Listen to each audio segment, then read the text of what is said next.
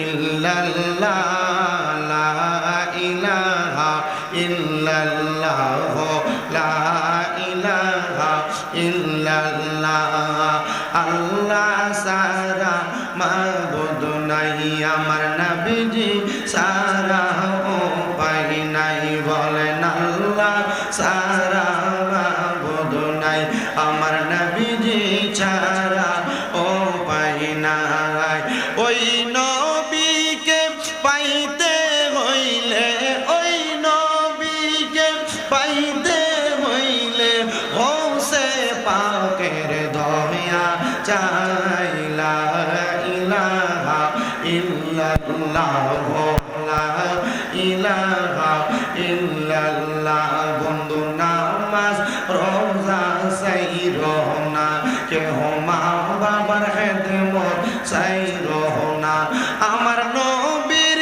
দরুদ বইল না আমার নবীর দরুদ বইল না আমার নবীজি তোমায় ভুলবে না লা ইলাহা ইল্লাল্লাহ ও লা ইলাহা লা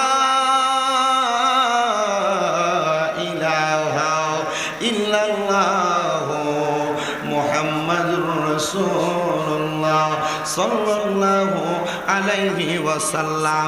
হে আমার এই মনের কান্দি গাউসুল আজম জামে মসজিদ এবং এলাকার যত আমার মুসলমান ইমানদাররা এত সুন্দর করে পবিত্র ঈদে মিলাদুন নবী সাল্লাল্লাহু আলাইহি ওয়াসাল্লাম উপলক্ষে মনের কান্দি যুব সমাজের উদ্যোগে ৯তম বার্ষিক ওয়াজ ও দোয়ার মাহফিল যে এত সুন্দর করে সাজাইলেন। আজকের মাহফিলের যিনি প্রধান আকর্ষণ আল্লামা পীর মুফতি গিয়াসউদ্দিন আত-তাহেরী হুজুর আপনাদের মনের কান্দি এলাকায় এসে উপস্থিত হয়ে গেছে। আমার পরপরই হুজুর মূল্যবান তাকরীর করবেন, কিন্তু আপনারা যারা এই জান্নাতের বাগানে বসে গেলেন, এখনো যারা রাস্তাঘাটে দোকানপাটে ঘোরাফেরা করতেছেন, আমি আপনাদের সবার কাছে আবদার করব, এই জান্নাতের বাগান হয়তো আপনার আমার জন্য জীবনের শেষ জান্নাতের বাগান। আমি জানি না এলাকার কত মানুষ জানি তাদের মা, তাদের বাবা, তাদের দাদা দাদি বংশের মানুষকে কবরের মধ্যে শোয়ায়া আজকের জান্নাতের বাগান মাহফিলের ইন্তজাম করেছেন। আল্লাহর নবীর তিরমিজি শরীফের একটা হাদিস শরীফ পড়ে দেখলাম, নবী আমার বলে উম্মত দুনিয়ার জমিনে কোনো মানুষের যখন মা, কোনো মানুষের যখন বাবা, তার আওলাদ বংশধর যখন ইন্তেকাল করে আর ওই এলাকার মধ্যে যখন কোরআন সুন্নাহর কোনো বাগান সাজানো হয়, আমার আল্লাহ তাআলা ওই মানুষগুলার রূহগুলাকে কবর থেকে উন্মুক্ত করে ছেড়ে দেয়, আর কবরবাসী রূহগুলা ওই জান্নাতের বাগানের ডাইনে বামে সামনে পেছনে ঘুরতে থাকে। তারা ভিক্ষুক যেমন ভাবে ভিক্ষা চায়, কবরবাসী রূহগুলা তেমন ভাবে ভিক্ষা চায়, আর বলতে থাকে আমার সন্তান আছো নাকি, আমার আত্মীয় স্বজন আছো নাকি, তোমরা আমার জন্য একটু প্রাণ ভরে দোয়া করবা। এ যুবক, এ আমার পর্দার অন্তরালের মা বোনেরা, এ আমার মনের কান্দি এলাকার মুরব্বী বাবারা, আপনাদের যাদের মা, যাদের বাবা, যাদের বংশের মানুষ কবরে, না জানি আজকে আপনাদের কাছে তারা হাত বাড়াইয়া দিছে, তাদের জন্য একটু খাস করে করে দোয়া করার জন্য। ও বাবা যান, আমি আপনাদের সবার কাছে একটা আবদার জানাই, জীবনের গুনাহ নিজেও মাফ করাইবেন, আপনার বংশের মানুষের জন্য মাফ করাইবেন, কিন্তু যদি আপনি মাফ না করাইতে পারেন, হয়তোবা আপনার বংশের মানুষ আপনার জন্য লানত প্রদান করবে। কবরবাসীরা যখন দুনিয়া থেকে কবরে ফিরে যাবে, ওই কবরে ফিরে যাওয়ার পরে তারা যায় দেখবে এক শ্রেণীর মানুষের কবরের মধ্যে আযাব নাই। তারা বলবে, আল্লাহ আমার কবরের মধ্যে আযাব ছিল, এখন কেন আমার কবরে আযাব নাই? ডাক দিয়ে বলবে, রে কবরবাসীরা, এমন একটা সন্তান তুমি দুনিয়াতে রেখে আসছো, এমন একটা নাতি, এমন একটা আওলাদ ওয়ারিসদার তুমি রেখে আসছো, তোমার জন্য কবরের মধ্যে দোয়া পাঠাইছে, তোমার জন্য মাগফিরাত কামনা করছে, এই জন্য তোমার কবরের আযাব মাফ করা হয়েছে। আরেক শ্রেণীর মানুষ কবরে যেয়ে দেখবে তাদের কবরটার মধ্যে আযাব আগের চাইতে বেশি। ও আল্লাহ, আমার পাশের কবরের আযাব মাফ, কিন্তু আমার কবরের মধ্যে কেন এখন আযাব মাফ হয় নাই?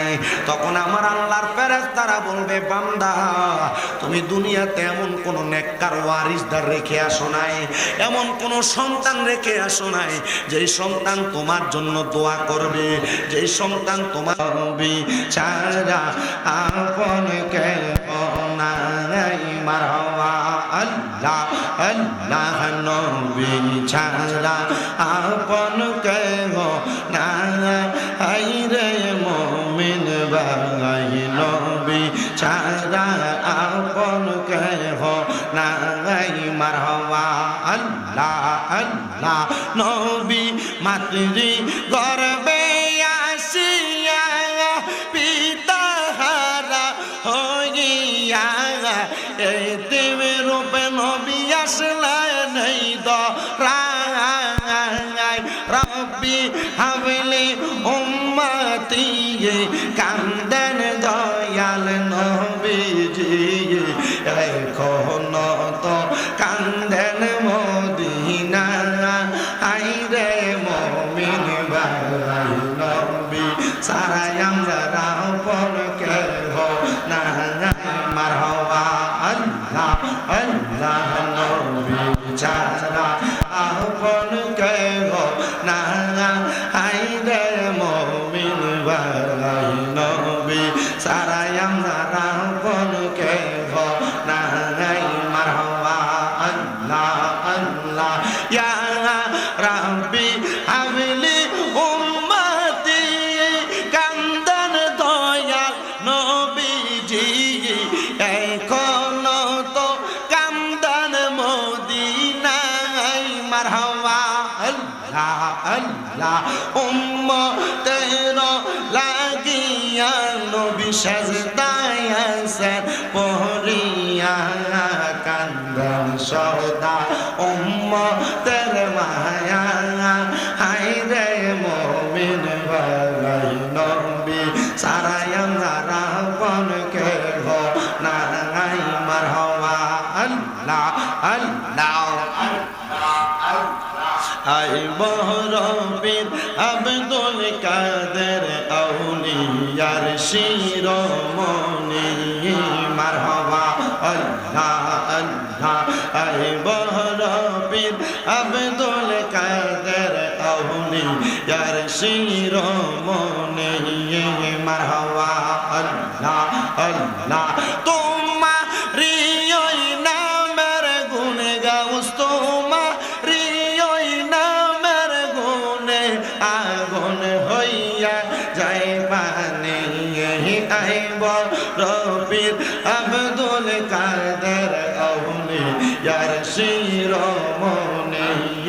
মারহাবা আল্লাহ আল্লাহ রমজান মাসের পয়লা তারিখ আসলা ভবেতে করহনি যে দুধ পাল তুমি রোজা রাখছ বলে।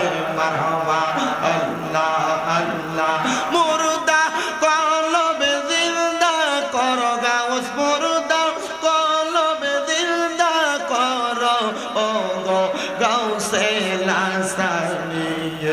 আইব রবির আব্দুল কাদের আউলিয়ার শিরোমণি। মারহাবা আল্লাহ আল্লাহ মুর্শিদ বিনে খোদা তো পাবি না জগৎবাসীরা, মুর্শিদ বিনে খোদা তো পাবি না। মারহাবা আল্লাহ আল্লাহ যদি হয় তোর মনের টান ধর মুর্শিদ বাবা জাগান, আল্লাহ রাসূল সর্বদাই মিলে গে। মারহাবা আল্লাহ আল্লাহ মুর্শিদ পাইলে রাসূল পাবে, রাসূল পাইলে খোদা পাইবে, সেই কথাটা মুসনবীর ঘটনা জগৎবাসীরা। মুর্শিদ বিনে খোদা তো পাবি না। মারহাবা আল্লাহ আল্লাহ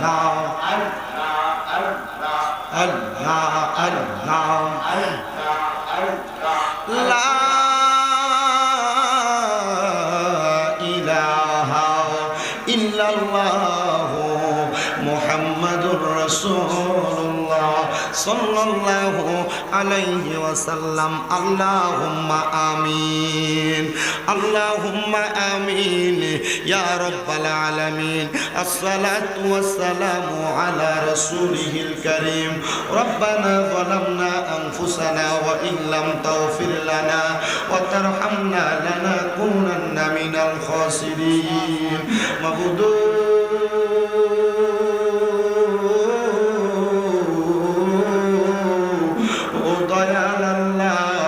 আপনি কি আসমানে না জমিনের আল্লাহ, না পারে না দরিয়ায়, এ গত জীবনে আপনার কত তালাশ করলাম সন্ধান পাইলাম না।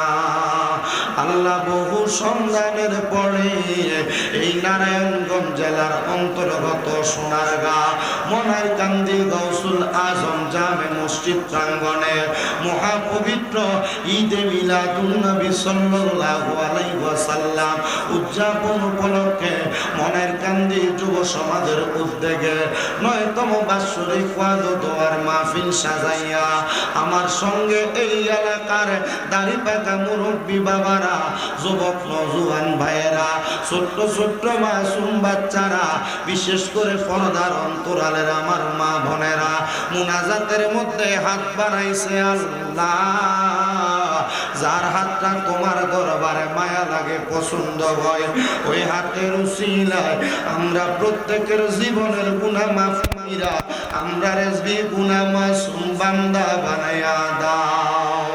এরে আমার এই মনারকান্দি এবং আশেপাশে এলাকার ভাই বাবারা গো, কিরে ভাই, মাইকের আওয়াজ আপনাদের কানে যায় না? যাত্রা জীবনের শেষ মুনাজাত করে হাত বাড়াইছো।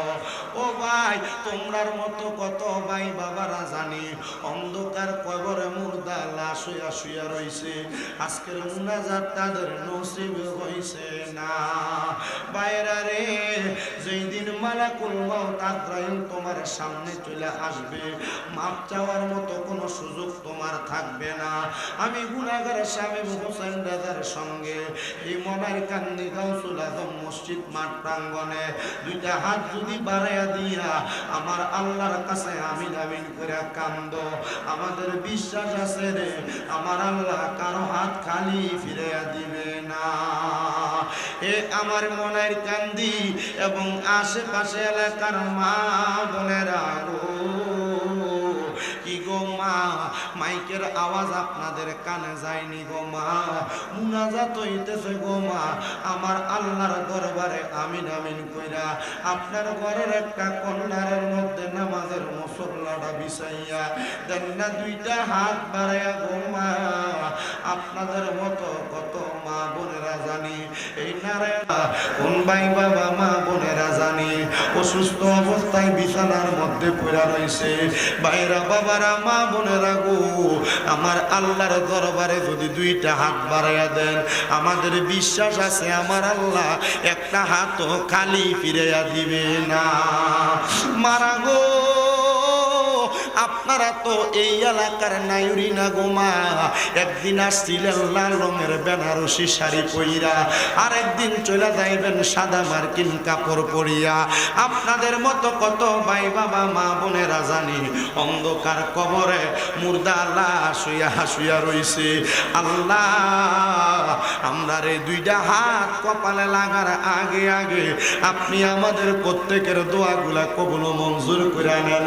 আজকের মুনাজাতের মধ্যে তিনটা শ্রেণীর সন্তানেরা হাত বাড়াইছে। অনেক সন্তান আছে আল্লাহ যাদের দুনিয়ার জমিনের ভিতরে বাবা নাই, যেই বাবা রিক্সা চালাইয়া মাটি কাইটা মাথার গাম পায়ে ফালাইয়া নৌকা চালাইয়া সন্তানরে মানুষের মতো মানুষ করার জন্য আব্বা রক্তকে পানি বানাইছে, এমন আব্বা যাদের কবরের বাসিন্দা, আব্বার কবর জান্নাতের বাগান বানাইয়া দাও।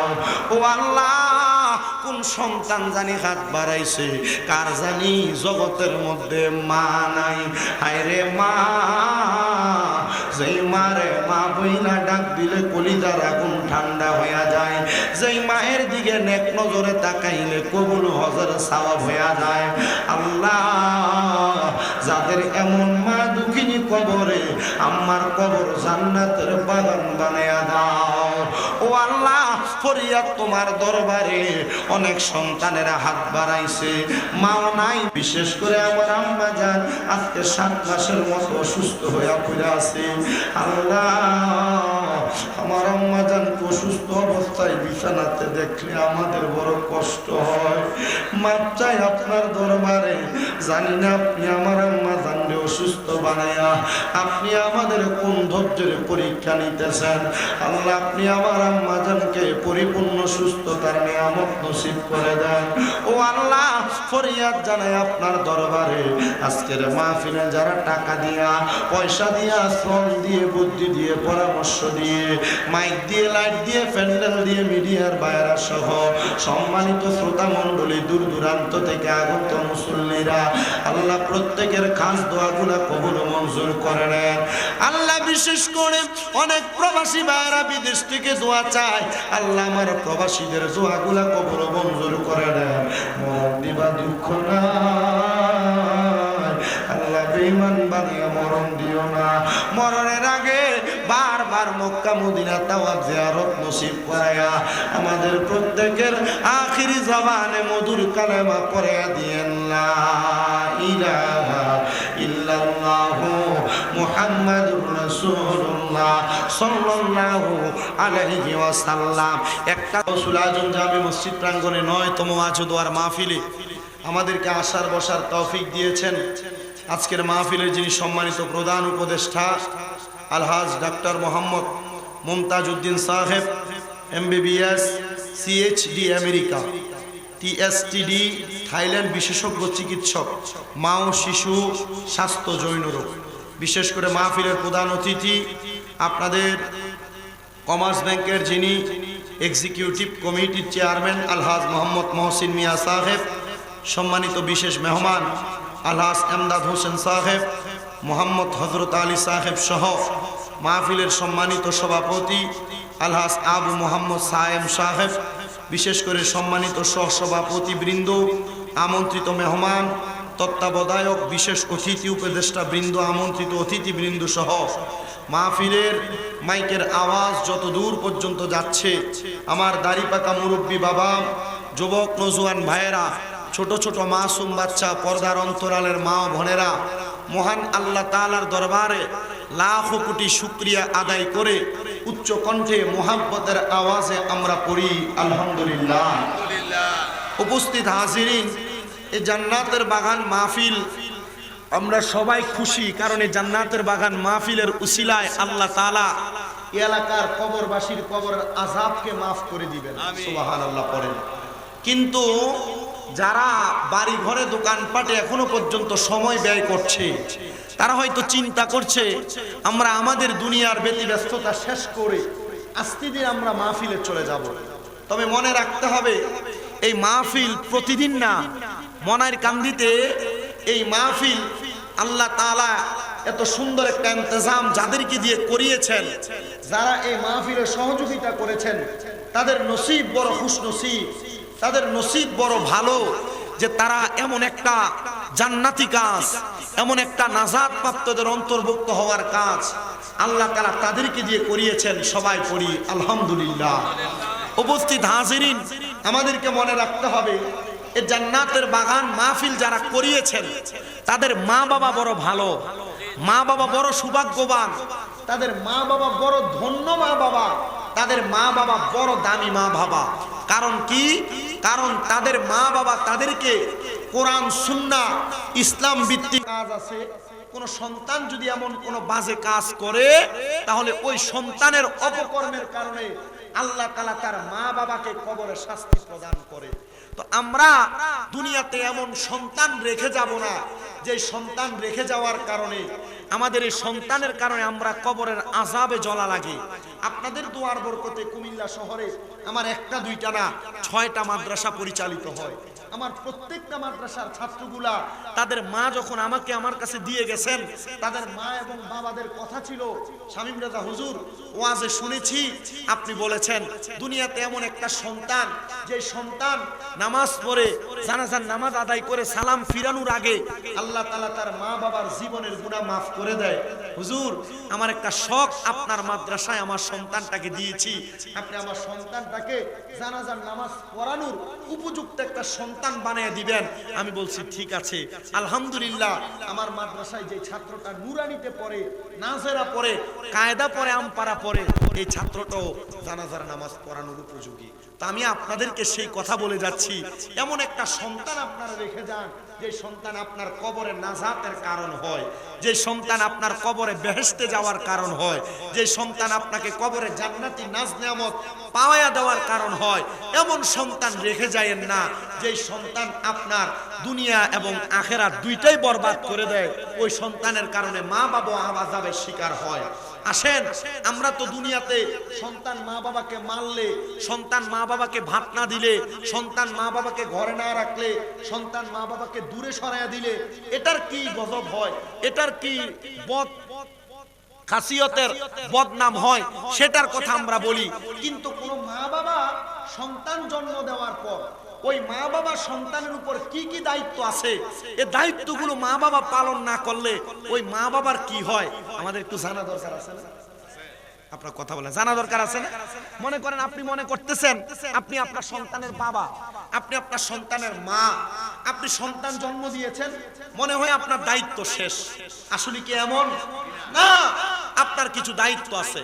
আসেন, আল্লাহর নবী বুখারী শরীফ, মুসলিম শরীফ, ইবনে মাজাহ শরীফে যে হাদিস কোট করা এবং কি মিশকাতুল মাসাবিতে এই হাদিস কোট করা, এই হাদিস শরীফটা আমি আপনাদেরকে শোনাই, একটু মনোযোগ দিয়ে শুনবেন। আমার মুসলমান ইমানদাররা, আল্লাহর নবী জানিয়ে দিয়ে উম্মত, দুনিয়ার জমিনের মধ্যে যখন কোন মা বাবা কোন সন্তান জন্ম দেয়, ওই সন্তান জন্ম দেওয়ার পরে একটা মা বাবার উপর একটা দুইটা না মোট 5টা দায়িত্ব থাকে। 5টা। সাহাবায়ে কেরাম বলে ইয়া রাসূলুল্লাহ, ইয়া হাবিবাল্লাহ, নবী আপনার কাছে জানতে চাই, আপনি বলেন না একটা সন্তান জন্ম দেওয়ার পর ওই মা বাবার 5টা দায়িত্ব কি? নবী আমার বলেন, কোন মা বাবা সন্তান জন্ম দেওয়ার পর আযান দেওয়া। আপনারা জোরে বলেন, সন্তানের কানে কি দেওয়া? সন্তানের কানে আযান দিয়ে দেওয়া। 2 নাম্বার, আল্লাহর হাবিব মুহাম্মদ মুস্তাফা সাল্লাল্লাহু আলাইহি ওয়াসাল্লাম নবী আমার জানায়া দেন উম্মত, 2 নাম্বার, কোন মা বাবা যখন তাদের সন্তান জন্ম দেয় তাদের দ্বিতীয় দায়িত্ব হলো 7 দিনের মাথায় ওই সন্তানের মাথার চুলগুলা মুন্ডায়া দেওয়া, কামায়া দেওয়া। 3 নাম্বার দায়িত্ব, কোন সন্তান জন্ম দেওয়ার পর ওই সন্তানের মা বাবার দায়িত্ব হলো ওই সন্তানের 7 দিনের দিন তার নাম রাখা। আর 4 নাম্বার দায়িত্ব, ওই সন্তান জন্ম দেওয়ার পর মা বাবা যদি সামর্থ্যবান হয়, ছেলে সন্তান জন্ম দিলে ছেলে সন্তানের জন্য 2টা ছাগল কোরবানি করা, আকিকা দেওয়া। আর কন্যা সন্তান যদি হয়, কন্যা সন্তানের জন্য 1টা ছাগল আকিকা দেওয়া। এটা তার মা বাবার দায়িত্ব। ইয়া রাসূলুল্লাহ, ইয়া হাবিবাল্লাহ, নবী আপনার কাছে আমরা জানতে চাই, আপনি বলেন না ওই মা বাবার দায়িত্বটা কি এটার মধ্যে সীমাবদ্ধ? নবী আমার বলে না, যখন কোন মা বাবা তাদের সন্তানের পক্ষ থেকে আকিকা দেয়, ওই আকিকার মাধ্যমে দম দেওয়ার কারণে রক্তগুলা যে প্রবাহিত হয়, ওই রক্ত প্রবাহিত হওয়ার মাধ্যমে আল্লাহ তাআলা ওই নবজাতক সন্তানকে রোগ মুক্তি দান করে পড়েন সুবহানাল্লাহ। এ আমার মনের কামদির বাবা, আপনাদের সবার কাছে আমি একটা করজোরে আবদার জানাই, আপনাদের যাদের সন্তান জন্মগ্রহণ করেছে, আপনারা যারা এখনো পর্যন্ত সন্তানের আকিকা দেন নাই, আমি বলবো আপনারা মা বাবার দায়িত্ব হিসেবে আপনারা আপনাদের সন্তানের আকিকা প্রদান করে দিবেন। দেখবেন ছোট বাচ্চা জন্ম নিয়ে নিয়েছে, 2 দিন 5 দিন 7 দিন 1 মাস যায় নাই, প্রতি সপ্তাহে সপ্তাহে ডাক্তার কাছে নিয়ে যায়। প্রতি সপ্তাহে ডাক্তার না দেখাইলে সন্তান মনে হয় অসুস্থ, মারা যাবে। ও বাবা, কোন মুসলমান যদি তাদের সন্তানের আকিকা আদায় করে তাহলে ওই সন্তান রোগ থেকে হেফাজতে থাকে। তাহলে আমরা মা বাবা হিসেবে আমাদের দায়িত্ব, আমরা যেন আমাদের সন্তান জন্ম নেওয়ার পর ছেলে হলে 2টা ছাগল আর মেয়ে হলে 1টা ছাগল আমরা আকিকা প্রদান করি। ইয়া রাসূলুল্লাহ, ইয়া হাবিবাল্লাহ, নবীজি আপনার কাছে জানতে চাই, আপনি বলেন না আর কোন দায়িত্ব আছে? নবী আমার বলেন 5 নাম্বার দায়িত্ব কোন সন্তানকে মা বাবা জন্ম দেওয়ার পর ওই মা বাবার 5 নাম্বার দায়িত্ব হলো ওই সন্তানটাকে কোরআন শিক্ষা গ্রহণ করানো। এ বাবা, এই কোরআন এত দামি, এই কোরআন এত মর্যাদাওয়ালা, যদি কোনো মা বাবা তাদের সন্তানকে কোরআন না শিখায়, যদি কোনো মা বাবা তাদের সন্তানকে কোরআন শিক্ষা না দেয়, আল্লাহর নবীর তিরমিজি শরীফের হাদিসে মুবারাকা পড়ে দেখলাম নবী আমার বলে, উম্মত ওই সন্তানটা কাল ময়দানে মাশরে যাওয়ার পর ফুলসিরাতের পুলটা যেমন একবারে চিকন হবে, ওই সন্তানের বাবাকে ফুলসিরাতের এই পার আর ওই পারের মধ্যে লম্বা করে শোয়া দেওয়া হবে। ওই বাবার হাতগুলা থাকবে এক পাশে আর পাগুলা থাকবে আরেক পাশে। তখন সন্তানকে বলা হবে, সন্তান তুমি কোরআন তেলাওয়াত করো। সন্তান বললে, আমার আব্বা আমার আম্মা আমাকে কোরআনুল কারীম শিক্ষা দেয় নাই। তখন ওই সন্তান তার বাবার বুকের মধ্যে পাড়া দিয়া ফুলসিরাতটা পাড়ি দিবে, ফুলসিরাতটা পাড়ি দিবে।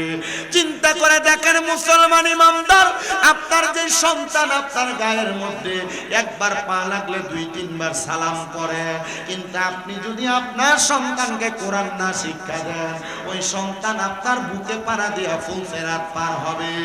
অনেকে চিন্তা করে, হুজুর আমার মা আমার আব্বা জান আমারে কোরআনুল কারীম শিখায় নাই, তাহলে আমি আমার মা বাবার বুকে পাড়া দিয়ে পার হয়ে যাব।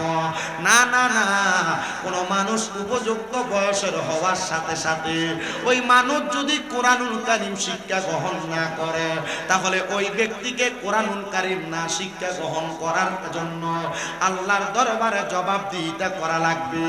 এ যুবক ভাই, এ মুরব্বী বাবা, এ পর্দার অন্তরালের মা বোনেরা, দুনিয়ার গান বাজনা মোবাইলের হেডফোন কানে লাগে কত সুন্দর শ্রবণ করেন, দুনিয়ার যত রকমের কাজকর্ম আছে আপনি সব কাজ করতেছেন, কিন্তু আল্লাহ তাআলার কোরআনুল কারীম আপনি সুন্দর করে পড়তেছেন না, মুখস্থ করতেছেন না।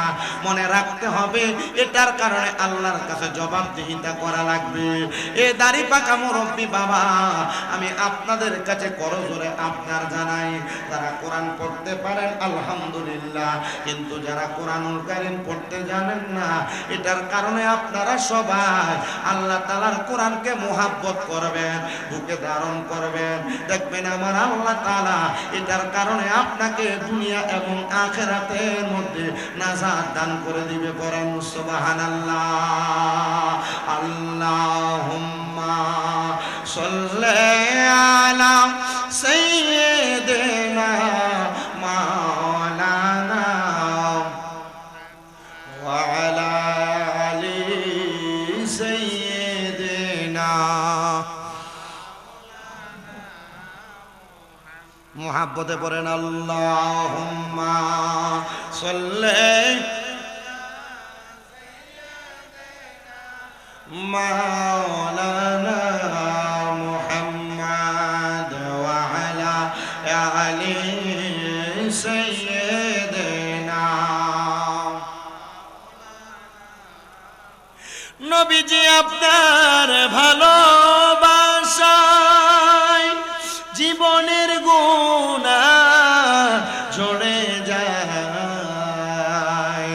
নবীজি আপনার ভালোবাসায় ওয়াইসাল করনি জুব্বা পায়। আল্লাহুম্মা সাল্লি, জোরে পড়ে না রে, মা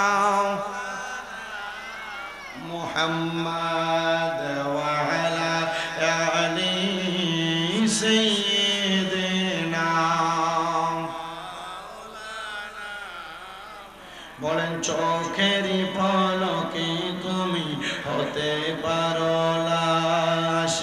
চিরতরে বন্ধ হবে তোমারই নিঃশ্বাস, চোখেরই পলকে তুমি হতে পারো লাশ, চিরতরে বন্ধ হবে তোমারই নিঃশ্বাস।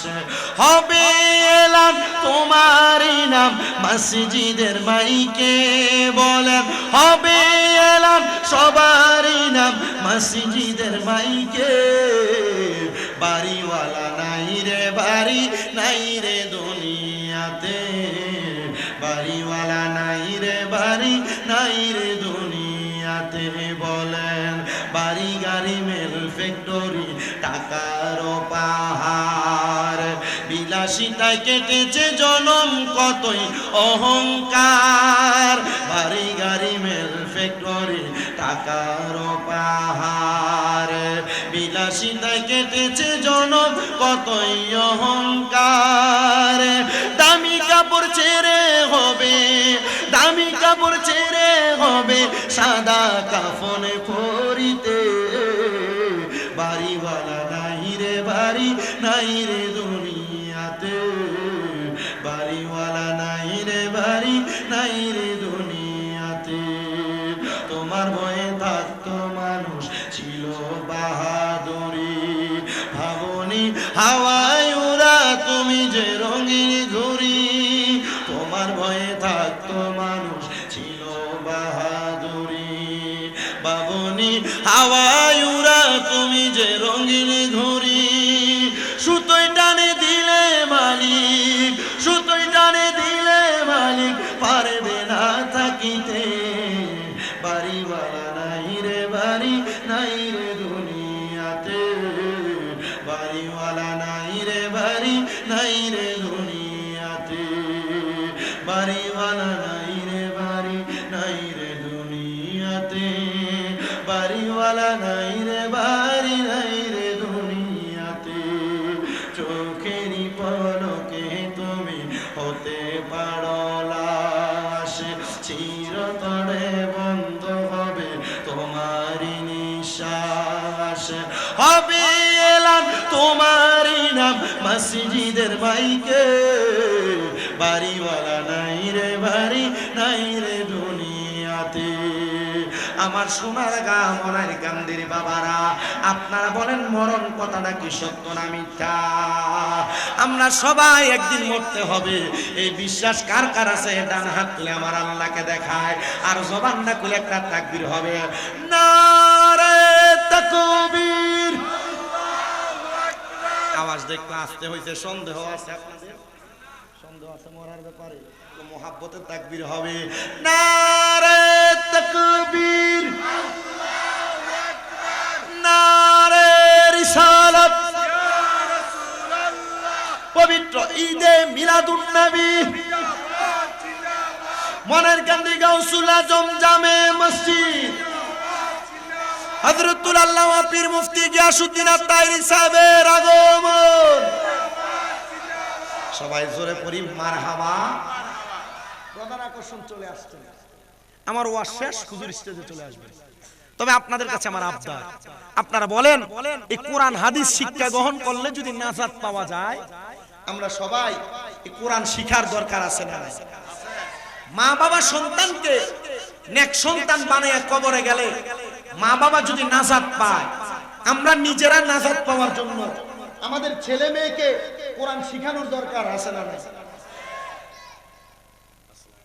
আমি আপনাদেরকে ছোট্ট একটা বাণী শুনিয়ে দেই, কারগুজারির জন্য এবং নিজের জীবনে শিক্ষা গ্রহণ করার জন্য আপনারা বাণীটা মনে রাখবেন।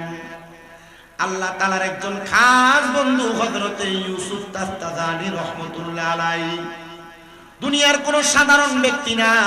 হযরত ইউসুফ তাফতাজানী রাহমাতুল্লাহ আলাইহি বলেন, হে দুনিয়ার মানুষের দলেরা, দুনিয়ার জমিনের মধ্যে থাকা অবস্থায় আমি ইউসুফ তাফতাজানী, আমি যখন ফজরের নামাজ আদায় করতাম, ফজরের নামাজ আদায় করে আমি ততক্ষণ পর্যন্ত নামাজের মুসল্লা থেকে উঠতাম না যতক্ষণ পর্যন্ত সূর্য উদয় না হইতো। সুবহানাল্লাহ বলেন, একটু মনোযোগ দেন। ইউসুফ তাফতাজানি রহমতুল্লাহ আলাইহি, তিনি বলেন আমি ততক্ষণ পর্যন্ত নামাজের মুসলা থেকে উঠতাম না, কতক্ষণ? যতক্ষণ না সূর্য উদয় হইত। হযরত ইউসুফ তাফতাজানি, আপনি সূর্য উদয় হওয়া পর্যন্ত নামাজের বিছানার মধ্যে আপনি কি করতেন? আমরা তো নামাজ আদায় করি, মুরগি যেভাবে ঠোকর দিয়ে দিয়ে আদার খায়, আমরা রুকু আর সিজদা এমন তাড়াতাড়ি করে করি। কিন্তু যারা আল্লাহর খাস নেককার বান্দা, আল্লাহর ওলি, তিনারা কিন্তু এমন তাড়াহুড়া করে নামাজ আদায় করতেন না। তিনাদের নামাজ ছিল খোদা ভীতিওয়ালা নামাজ। তিনারা যখন নামাজ আদায় করতেন আমার আল্লাহর সাথে কথা বলতেন। বলেন সুবহানাল্লাহ।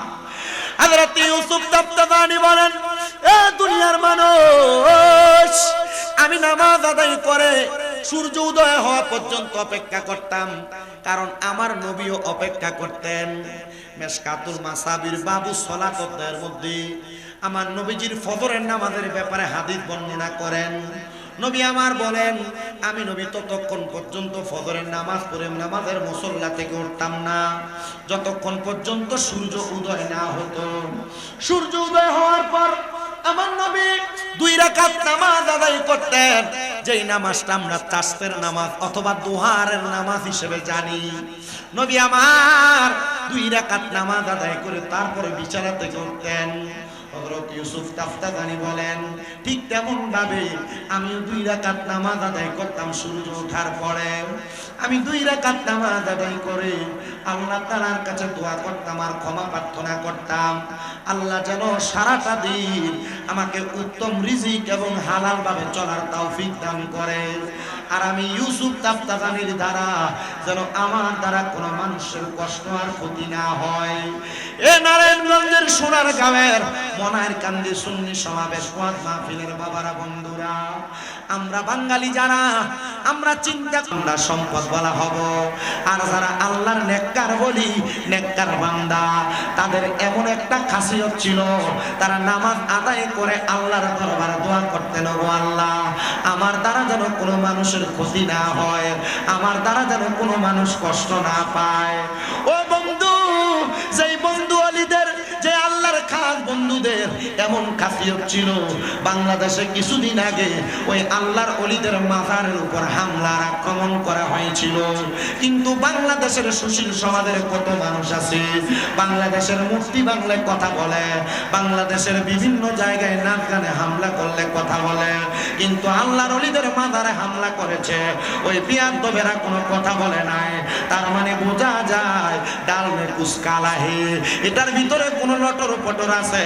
এই জন্য আল্লাহর ওলির মাজার ভাঙ্গা নিয়ে তারা কোনো কথা বলে নাই।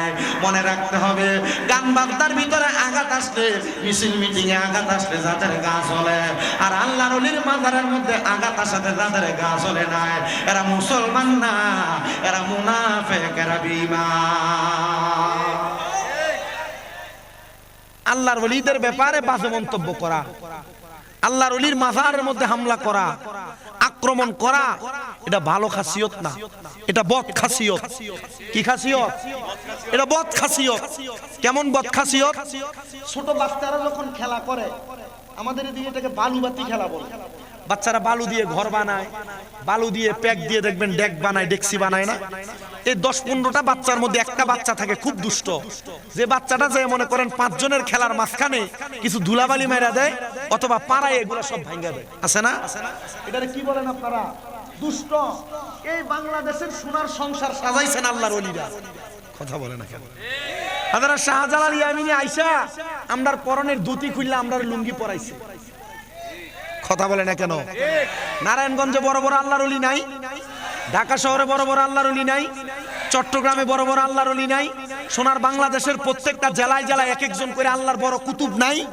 এই কুতুবরা বাংলাদেশকে সাজাইছে, ওই মাঝখান দিয়ে আইসা বাচ্চাদের খেলনারে পাড়াইয়াতে ভাঙ্গা দেয়, এটারে বলে দুষ্ট।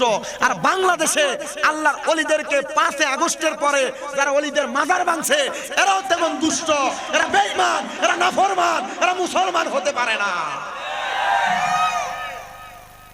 আপনাদের কাছে করজোড়ে আবদার করি, আউলিয়া কেরামের দরবার কেউ ছাড়বেন না, আউলিয়া কেরামের দরবারের অনুসারী হবেন। আউলিয়া কারামের দরবারে আপনাকে কোরআন সুন্নাহ মোতাবেক যে হক দিক দেখায় আপনি সেগুলা মানবেন।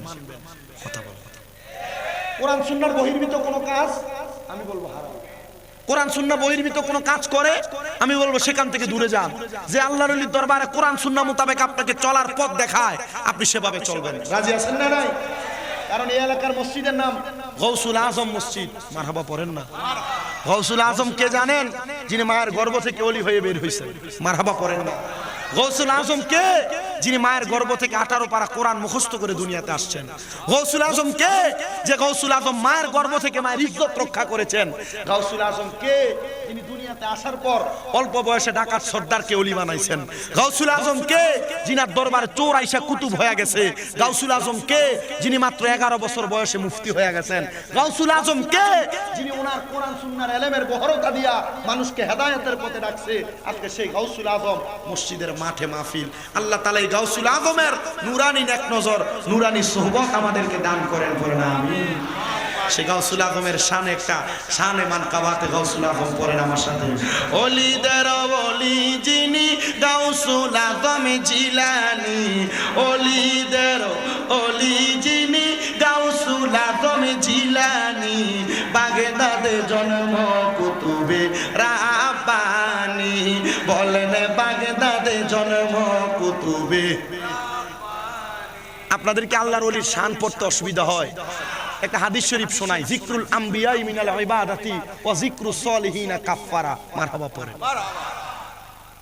নবীদের নামের জিকির করলে, নবীদের নাম মুখ দিয়ে বললে ইবাদত হয়।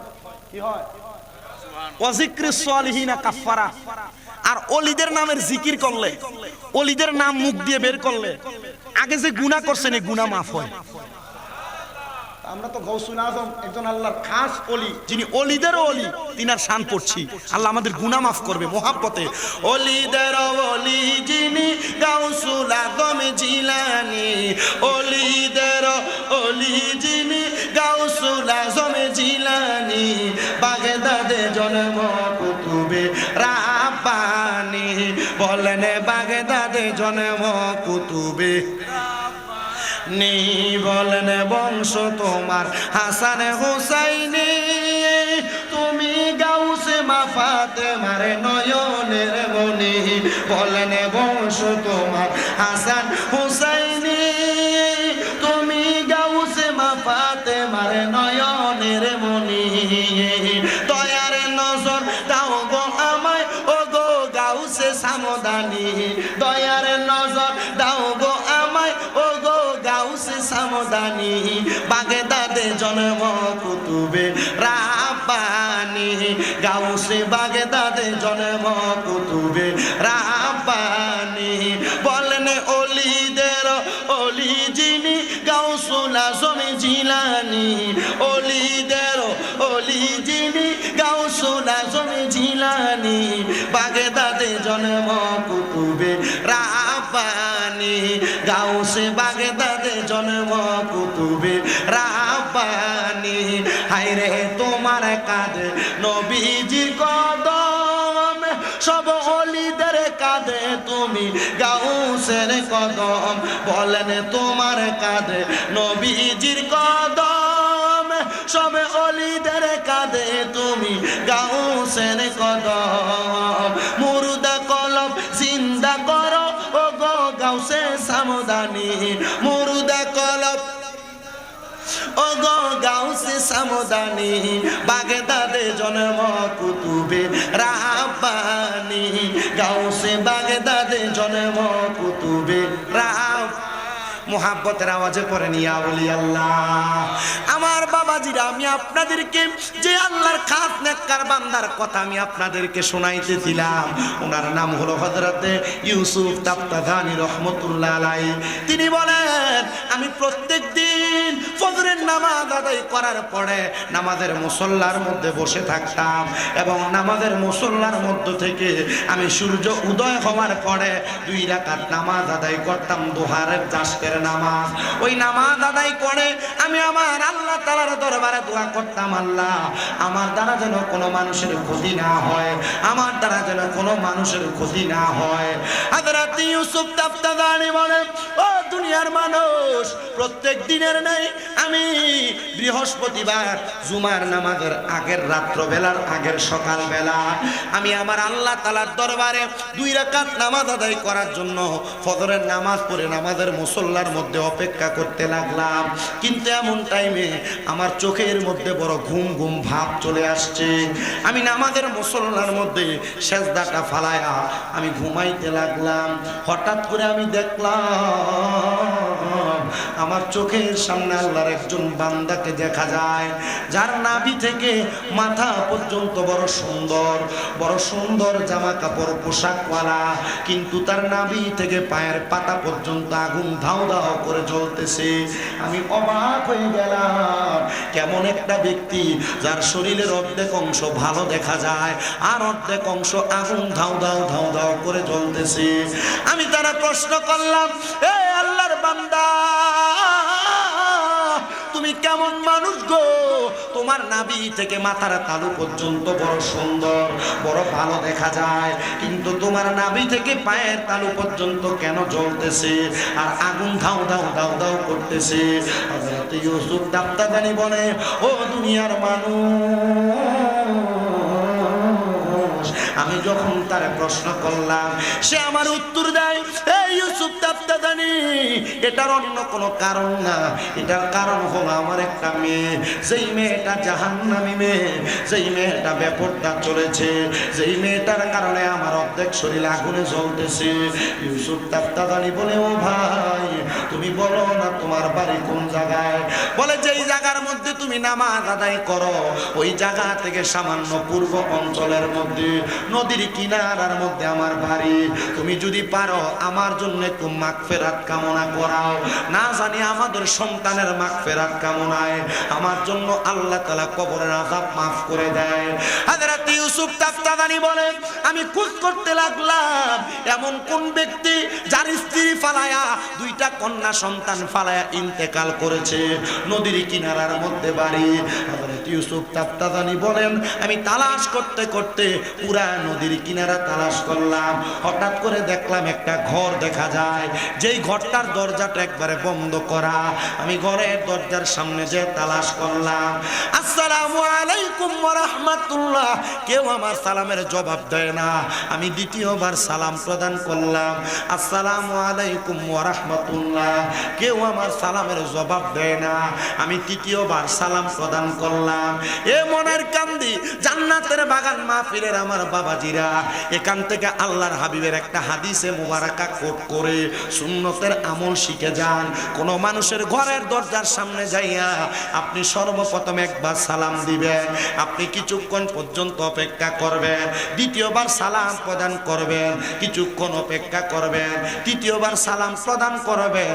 আপনি অপেক্ষা করার পর যদি দেখেন আপনার জন্য দরজা খুলতেছে না, আপনি আর তার ঘরে প্রবেশ করবেন না।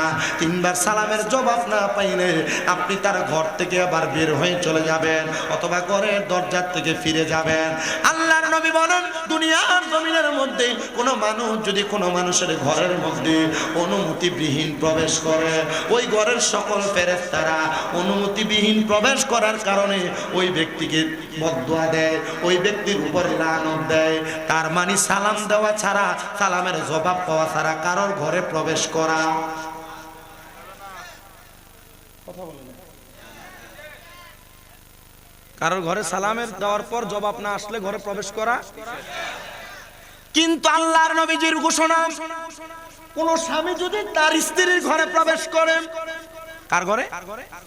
স্বামী যদি স্ত্রীর ঘরে, স্ত্রী যদি স্বামীর ঘরের মধ্যে প্রবেশ করে, ওই স্বামী সালাম প্রদান করবে, অনুমতির অপেক্ষা করবে না, ডাইরেক্ট স্ত্রীর ঘরে প্রবেশ করতে পারবে। নচেত কোনো সন্তান তার মার ঘরে প্রবেশ করার সময় সালাম দিবে, অনুমতি না পাইলে সন্তান তার মায়ের ঘরেও প্রবেশ করার অনুমতি নাই।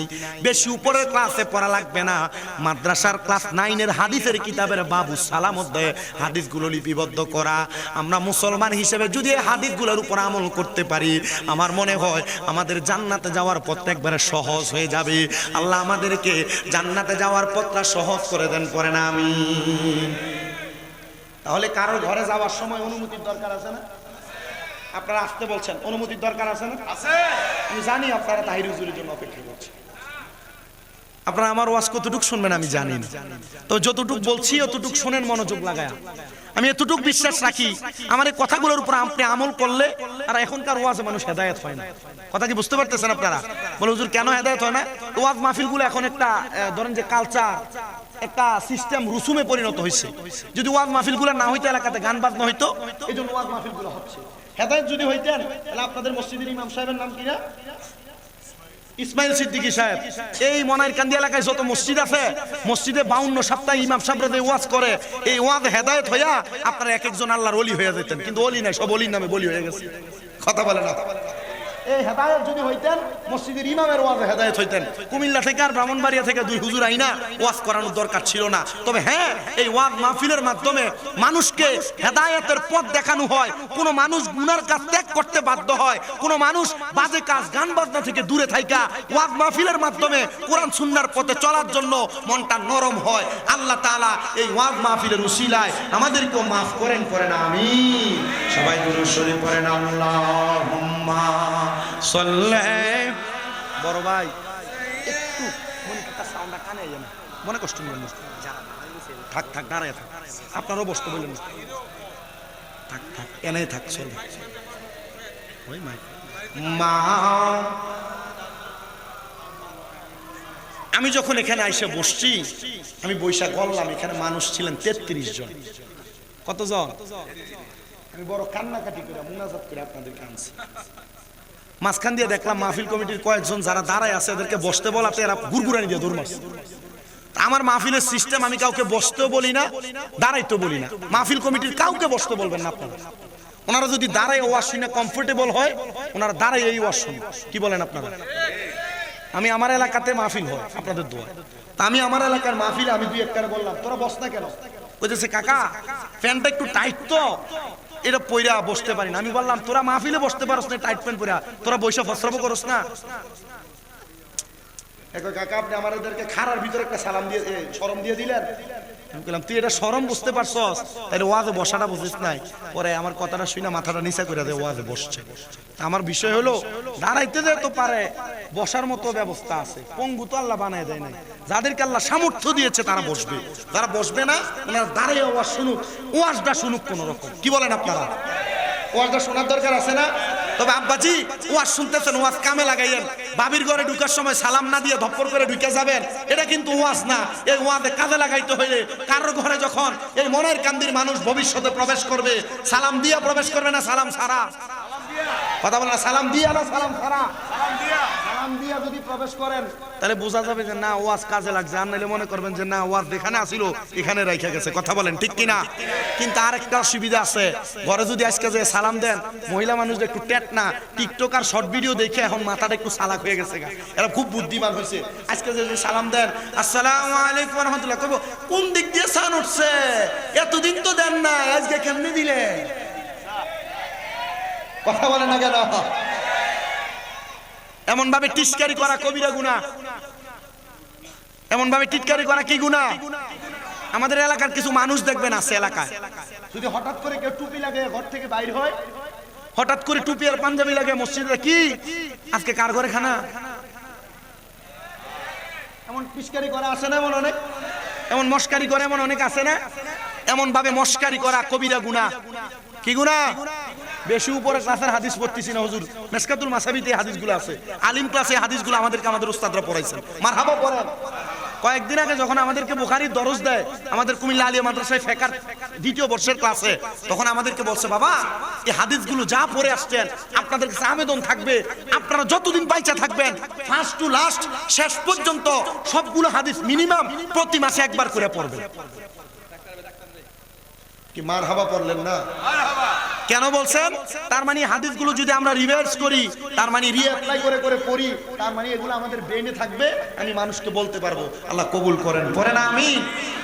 আমি আপনাদেরকে যে কথা বলতেছিলাম, হযরত ইউসুফ তাফতাদানি ঘরের দরজার মধ্যে একবার সালাম দিলেন, কিন্তু তার সালামের জবাব পেলেন না।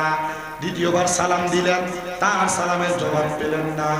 তৃতীয়বার সালাম প্রদান করলেন, তার সালামের জবাব পেলেন না। হঠাৎ করে দেখতে পাইলেন ঘরের দরজার মধ্যে কে একটা জানি মেয়ে উগ্রভাবে ঘরের দরজাটা খুলে ভাত খাওয়ার পর যে পানিগুলা থাকে, ভাত খাওয়ার পর আমাদের হাত ধোয়া যে পানি থাকে, এটা আপনারা কি পানি বলেন? আইডা পানি। কুমিল্লার ভাষার সাথে মোটামুটি মিল আছে। ভাত খাওয়ার পর যে আইডা পানি আছে, ওই আইডা পানি একটা বোলের মধ্যে করে হযরত ইউসুফ তাফতাদানি বলে ওই মেয়েটা আমার শরীরের মধ্যে এভাবে ফিক্কা মারছেন, এভাবে মেলা মারছেন। আমি চিন্তা করলাম কে সেই মেয়ে। আমি তিনবার সালাম দিলাম, সালাম দেওয়ার পর জবাব দেওয়া ওয়াজিব। ঘরের মধ্যে থেকে জবাব তো দেয় নাই, ডাইরেক্ট আমার গায়ের মধ্যে পানি ফিক্কা মারছেন। আমি জিজ্ঞাসা করলাম এ মেয়ে, আমি তোমাকে তিনবার সালাম দিলাম, তুমি আমার সালামের জবাব দেওয়ার প্রয়োজন ছিল, তুমি আমার সালামের জবাব দাও নাই, কিন্তু তুমি আমার গায়ের মধ্যে নোংরা পানিগুলো ফেলে দিলা, কারণটা কি? মেয়েটা ডাক দিয়া বলেন আপনি কে? আপনাকে চিনি না, আমি আপনার সালামের জবাব কেন দিব? এমন টাইমে আরেকটা মেয়ে বোরকা পরা নেকাব পরা বের হয়ে আইসা বলতেছে হুজুর আল্লাহর ওয়াস্তে ক্ষমা করবেন, আমার এই বোনটা একটু উগ্র স্বভাবের, এই বোনের চরিত্রে একটু সমস্যা, আপনি রাগ করবেন না, আপনি আমাদেরকে বদয়া দিবেন না। হুজুর ডাক দিয়ে বলেন মা, আমি এখন বুঝতে পারলাম তোমার আব্বা জান কবরে কেন আযাবের শিকার। উনি স্বপ্ন দেখছেন কি? ওনার আব্বার শরীরের অর্ধেক জ্বলতেছে আর অর্ধেক ভালো। আর ঘরের দরজা আসার পর তিনবার সালাম দেওয়ার পর ঘর দরজা খুলে সালামের জবাব দেওয়ার কথা, সালামের জবাব দেওয়ার কথা, কিন্তু জবাব না দিয়ে কি মারছেন? আইডা ফানি মেলা মারছেন। আল্লাহর ওলি হযরত ইউসুফ তাফতাদানি বলেন আমি এখন বুঝতে পারছি কেন তোমার বাবার কবরের মধ্যে আযাব হচ্ছে। দুইটা মেয়ে বড় হতবিলম্ব হইয়া হতবাক হইয়া তাকায় রইলেন। হুজুর কি বললেন? আমার আব্বা জান তো এখন মারা যান নাই, আমার আব্বা জান তো আরো অনেক আগে ইন্তেকাল করেছেন, আপনি বলতেছেন আমার আব্বাকে নাকি আপনি দেখেছেন কবরে ঝুলতেছে, কারণটা কি? আপনারা বলেন আল্লাহর যারা খাস বান্দা, আল্লাহর যারা নেককার ওলি, আল্লাহর যারা বন্ধু, ওনাদের এমন অদৃশ্য খবর দেখার ক্ষমতা দিয়েছেন একজন, তিনি কি? আল্লাহর নাম নিতে কষ্ট হচ্ছে, মুহাব্বতে বলেন তিনি কে? হযরত ইউসুফ তাফতাদানি বলে হ্যাঁ রে মা, আমি দেখেছি তোমার আব্বা জান কবরে জ্বলতেছে, এটার কারণ একমাত্র তুমি। ও হুজুর আমি কোনোদিন আমার আব্বাকে দেখি নাই, হুজুর আমি কোনোদিন আমার আব্বা জানের সেবা যত্ন করতে পারি নাই। আমার আব্বা জান আমাকে জন্ম দেওয়ার পর আমার আব্বা জান ইন্তেকাল করেছেন। হুজুর আমার আব্বা নাকি আমার জন্য কবরে আযাবে জ্বলতেছে, কারণ কি আপনি বলেন? বলে মা আমি তোমার সঙ্গে এবং তোমার বোনের সঙ্গে কথা বলতে চাই না, তোমাদের জন্মদাত্রী মা যিনি তিনাকে ডাক দাও, আমি তিনার সঙ্গে একটু কথা বলবো। পর্দার আড়াল থেকে সালাম দিচ্ছে আসসালামু আলাইকুম ওয়া রাহমাতুল্লাহ। হুজুর আমি তাদের মা, তাদের ব্যবহারে আপনি কষ্ট পাবেন না, হয়তো আপনি বদদুয়া দিতেছেন, এই বদদুয়ার কারণে আল্লাহ তাআলা আমার স্বামীকে কবরে আযাব দিবে। হযরত ইউসুফ তাফতাদানি বলে মা শুনেন মা, আপনার দুইটা মেয়ের মধ্য থেকে যেই কোনো একটা মেয়ের অপকর্মের কারণে আল্লাহ তাআলা আপনার স্বামীকে কবরে আযাব দিতেছে গো মা। আপনি বলেন না আপনার কোন মেয়েটা এমন ভাবে চলাফেরা করে যার কারণে আপনার স্বামীর কবরে আযাব? উনি বলে হুজুর আমার আল্লাহ তাআলা আমার গর্ভের মধ্য থেকে দুইটা সন্তান গর্ভপাত করাইছেন। এর মধ্যে আমার একটা কন্যা সন্তান কোরআনে হাফেজা, একটা মেয়ে কোরআন মুখস্থ করেছে। হুজুর আরেকটা মেয়ে এমন ভাবে চলাফেরা করে যার পর্দা পশিদার কোনো ঠিক নাই, সে কোনোদিন নামাজ পড়ে না, সে পুলগুলা ছেড়ে দিয়ে দিয়ে রাস্তায় রাস্তায় হাঁটে, সে পরপুরুষের সঙ্গে মোলাকাত করে, সে পরপুরুষের সঙ্গে কথা বলে। হুজুর এই জন্য হয়তো আমার আল্লাহ তাআলা আমার স্বামীকে কবরে আযাব দিতেছে। ওই ব্যাপারটা মাইয়াটা ডাক দিয়া কয়, হুজুর আপনার কাছে আমি ফরিয়াদ জানাই গো হুজুর, আমার আব্বারে আমি আমার জন্মের পরে কোনোদিন দেখি নাই। হুজুর আমার আব্বা বুঝি আমার বেপরদা চলাফেরা করার কারণে কবরের আযাবে জ্বলতেছে। এ আমার পর্দার অন্তরালের আমার মা, মনার কান্দি এলাকার মহিলারা, তোমরা যারা বেপরদা চলাফেরা করো, তোমরা যারা পরপুরুষের সামনে যাও, তোমরা যারা মার্কেটে ঘুরে বেড়াও, মা গো তোমার কারণে তোমার বাবা, তোমার ভাই, তোমার স্বামী, তোমার সন্তান কবরের আযাব প্রাপ্ত হবে। আল্লাহর নবী বলেন একটা মহিলার কারণে 4 প্রকারের পুরুষ মানুষ দুজকে যাবে। কোন বাবার মেয়ে যদি বেপরদা চলে, একটা মেয়ের কারণে তার বাবা জাহান্নামে যাবে। 2 নাম্বার, কোন সন্তানের বা কোন মেয়ের ভাই যদি দেখে কোন মেয়ে বেপরদা চলে, তাহলে ওই বেপরদা ভাওনের কারণে তার ভাই দুজকে যাবে। কোন স্ত্রী যদি বেপরদা চলে, তাহলে ওই স্ত্রীর কারণে তার স্বামী দুজকে যাবে। আর কোন মা যদি বেপরদা চলে, ওই মায়ের কারণে তার সন্তান দুজকে যাবে। আমি আপনাদের সবার কাছে আবদার জানাই, আপনারা আপনাদের মা, আপনাদের স্ত্রী, আপনাদের বোন, আপনাদের বউকে আপনারা একটু পর্দা করানোর চেষ্টা করবেন, নচেত আপনারা এদের কারণে নিজেরাই জাহান্নামের আগুনে জ্বলা লাগবে। এ দুনিয়ার মানুষ, এ আমার নারায়ণগঞ্জের সোনারগাঁওয়ের মনার কান্দি জান্নাতের বাগানের বাবা, ওই বেপরদা মহিলা হযরত ইউসুফ তাফতাদানের ডাক দিয়ে বলেন, হুজুর এমন কোন কাজ আছে নাকি যেটা করার কারণে আল্লাহ তাআলা আমার আব্বা জানরে কবরে আযাব দিবে না? হুজুর বলে, মা তুমি এখন থেকে ওয়াদা করো আর গুনার কাজ করবা না। মাইয়াটা ডাক দিয়া কই, হুজুর আপনি আমারে কিছু সবক দেন, যেই সবকের মাধ্যমে আমি গুনার কাজ করব না। ডাক দিয়ে বলে, মা শুনো গো শুনো, এখন থেকে তুমি 5 ওয়াক্ত নামাজ পড়বা। 5 ওয়াক্ত নামাজ সহ পূর্বের জীবনে তুমি যত নামাজ ছেড়ে দিয়েছো তার জন্য তুমি আল্লাহ তাআলার দরবারে দোয়া করবা, ও আল্লাহ আপনি আমার আম্মা আব্বারে মাফ করে দেন। এটা করতে পারলে আল্লাহ তোমার বাপ মারে মাফ করে দিবে। জোরে কোন সুবহানাল্লাহ। আমি আপনাদের কাছে প্রথমে বলছিলাম, সন্তানের নেক কাজের কারণে বাবা মা কবরের মধ্যে শান্তিতে থাকে, এটা শুনছিলেন, মনে আছে আপনাদের? আর সন্তানের অপকর্মের কারণে বাবা মা কবরের ভিতরে শাস্তিপ্রাপ্ত হয়, আযাব প্রাপ্ত হয়। তা আমরা এমন কোন কাজ করব না যে কাজের কারণে আমাদের মা বাবা কবরে আযাব প্রাপ্ত হবে, শাস্তি পাবে। আমরা এমন কাজ করব যে কাজের মাধ্যমে আমাদের মা বাবা কবরে শান্তি পাবে। দরকার আছে না? দরকার আছে না? ওই মেয়েটা বলে, হুজুর আমার যে অপকর্মের কারণে আমার বাবা কবরে জ্বলতেছে, আপনি আমারে কিছু সবক দেন, যে সবকের কারণে আমার আব্বা জান কবরে আযাব থেকে মুক্তি পাবে। হুজুর বলেন, মা তুমি এখন থেকে পর্দা করবা। কি করবা? কি করবা? 2 নাম্বার, পর্দা করার পর মা তুমি 5 ওয়াক্ত নামাজ পড়বা। কয় ওয়াক্ত? 3 নাম্বার, মা তুমি নামাজ আদায় করার পর 5 ওয়াক্ত নামাজের পর তুমি গভীর রজনী 2টা তাহাজ্জুদের নামাজ পড়বা। কিসের নামাজ? মেয়েটা বলেন, আমি 1 সপ্তাহ টানা তাহাজ্জুদ পড়লাম, কোন পরপুরুষের সামনে যাই নাই। আমি তাহাজ্জুদ পড়লাম, পরপুরুষের সামনে যাই নাই। আমি 5 ওয়াক্ত নামাজ পড়লাম। এবার আমি আমার আল্লাহ তাআলার কাছে দোয়া করলাম, আল্লাহ আপনি আমার আব্বাজানকে মাফ করে দেন। আমি যখন দোয়া করলাম, 7 দিন পর হযরত ইউসুফ তাফতাদানির ঘরের দরজার সামনে গেলাম। হুজুর আপনি বলেন আমার আব্বাজান এখন কেমন আছে? ইউসুফ তাফতাদানি বলেন, আমি একদিন তোমার আব্বাজানের অবস্থা সম্পর্কে জেনেছি, এখন তো তোমার আব্বা কবরে কেমন আছে আমি বলতে পারবো না, আমি জানিও না। এ মা তুমি বলো না তুমি কি জানতে চাও? বলো হুজুর আমার আব্বা, আপনি বলেছেন একদিন দেখেছেন আমার আব্বা কবরে জ্বলতেছে, কিন্তু আমার আব্বা জান এখন কবরে কেমন আছে আমার জানতে বড় ইচ্ছা হয়। বলে হ্যাঁ তুমি জানবা, তবে এটা আমি জানাবো না, তুমি নিজে চেষ্টা করে ইবাদতের মাধ্যমে তোমার অন্তরের চক্ষু খুইলা তুমি এটা জানার চেষ্টা করবা।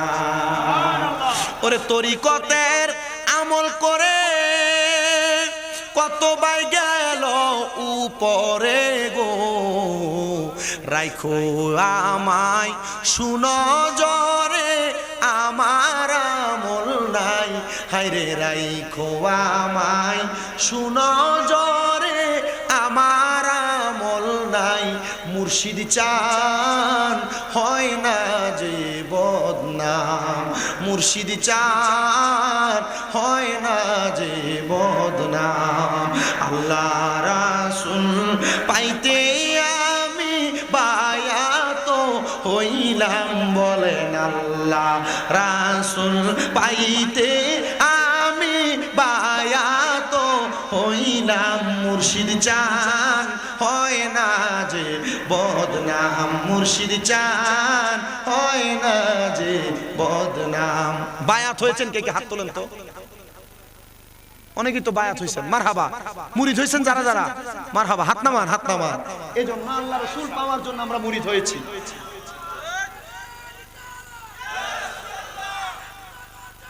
জিন্দাবাদ, মারহাবা পড়েন। তরিকতের একজন পাগল এটা সক্রিয় এখন পাওয়া গেছে, মারহাবা কোন না, আরো জোরে কোন না মারহাবা। আল্লাহ কবুল করেন আমাদেরকে তরিকত এবং আউলিয়া কারামের ছায়া তলে থাকার তৌফিক দান করেন, করেন আমিন। আমরা আল্লাহ এবং রসুলকে পাওয়ার জন্য হক্কানি পীর মাশায়েখের হাত ধরেছি, ঠিক না? একটু মুহাব্বতে আপনারা করেন। আল্লাহ রাসূল পাইতে আমরা বায়াত হইলাম, বলেন আল্লাহ রাসূল পাইতে আমরা বায়াত হইলাম। মুর্শিদ চান হয় না যে বদনাম, মুর্শিদ চান হয় না যে বদনাম। আরে তুমি যেদিন যাবে চলে আমার রাইখো সঙ্গেতে গো, তুমি যেদিন আমি যেদিন যাব চলে এই দুনিয়ার মায়া ছেড়ে গো, রাইখো আমায় সুনজরে আমার আমল নাই, হায়রে রাইখো আমায় সুনজরে আমার আমল নাই। মুর্শিদ চান হয় না যে বদনাম, মুর্শিদ চান হয় না যে বদনাম, বলেন আল্লাহ রাসূল পাইতে আমি বায়াত হইলাম, বলেন আল্লাহ রাসূল পাইতে আমি 13 বার পর্যন্ত গুনছি, এরপরে আর গুনি নাই। আমাকে অনেকবার আল্লাহ তাআলা খাজা গরিবে নওয়াজের দরবারে নিয়েছেন।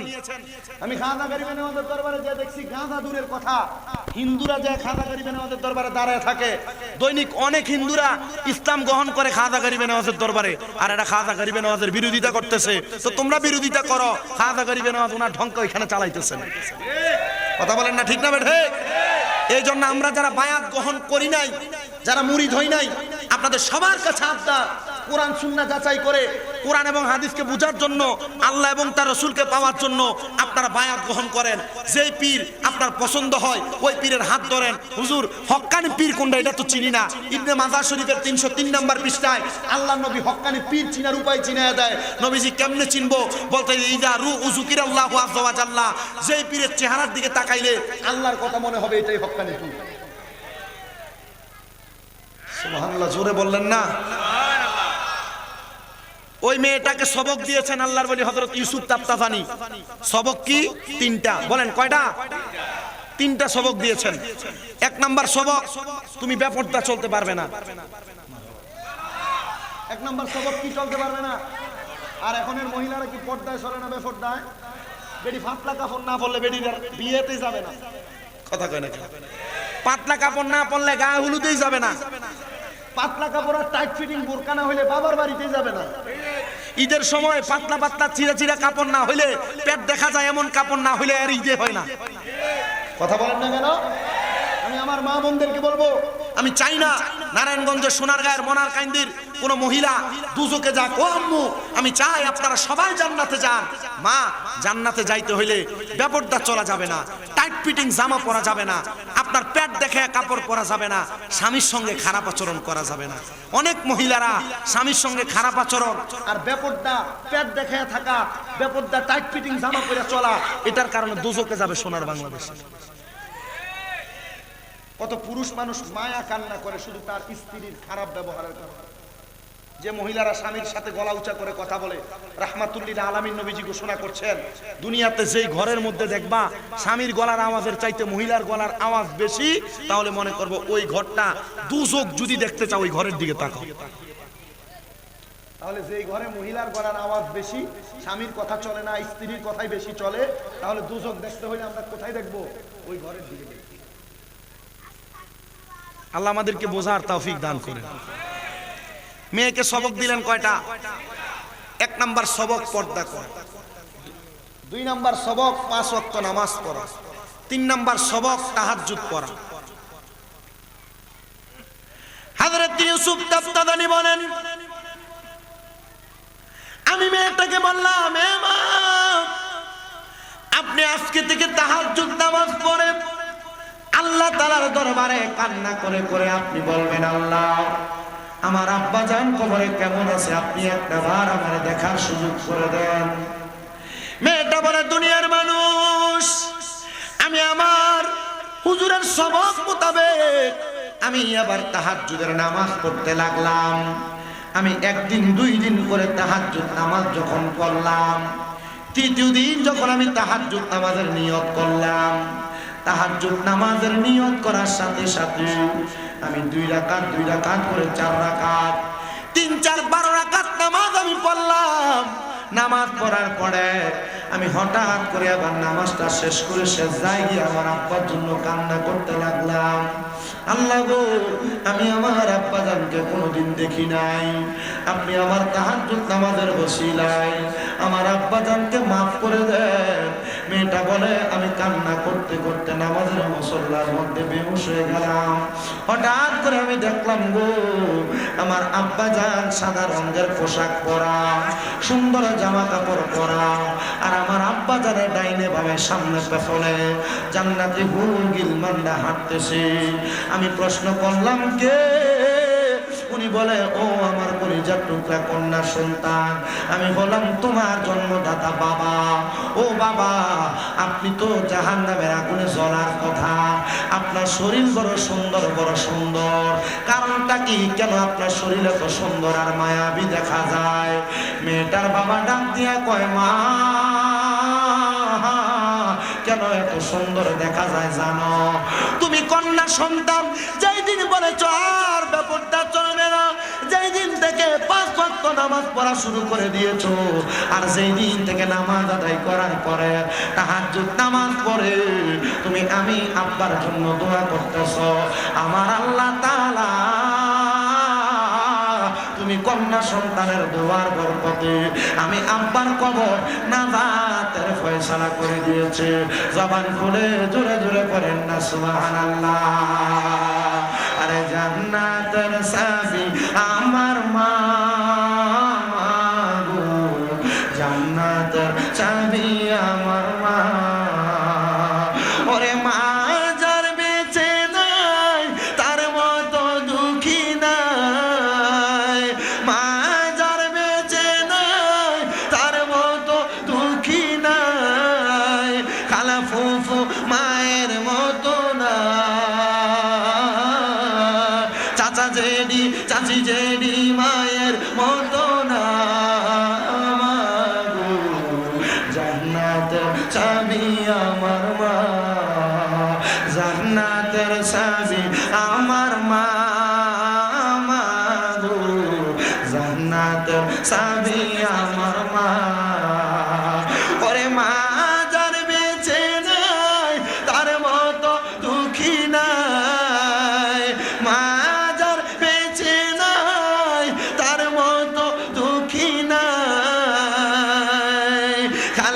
ফুফু মায়ের মতো না